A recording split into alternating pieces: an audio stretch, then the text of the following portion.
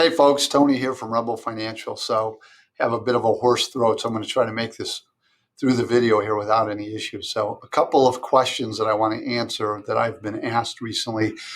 The biggest one is about the economic impact payment and how that affects your taxes. So in theory, not in theory, but it is a tax credit.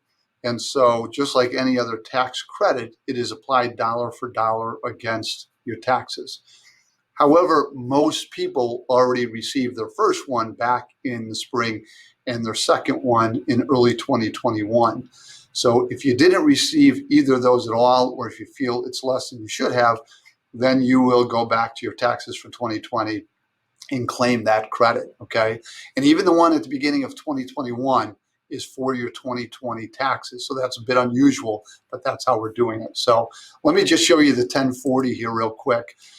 This is the 2020 1040, and you'll simply go down here. And I'm not going to get into the details here, but I just want people to understand what they need to do. But this is how you would get money back if you feel you are still owed money. You just come here and you'll see the instructions.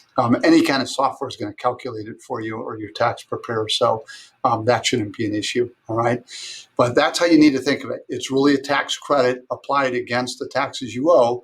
And if you've already received it, then it's kind of a wash. But if you're owed more, then go and complete this, okay? Another quirk this year that's different, and I'm going to cover two more. There is something in the IRS that says if the IRS holds your refund for more than 45 days, they actually owe you interest on it.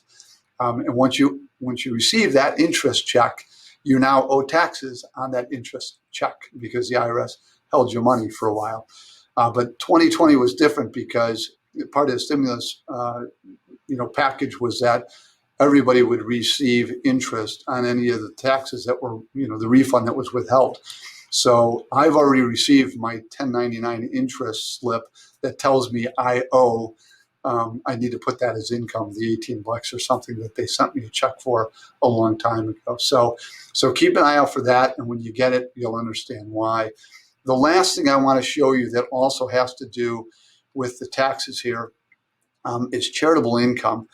So these days, because of the tax law changes that went into effect in 2018, we're now up to 90% of people using the standard deduction. So it's only if you use the itemized deduction that you get to declare, any kind of charitable giving for the most part.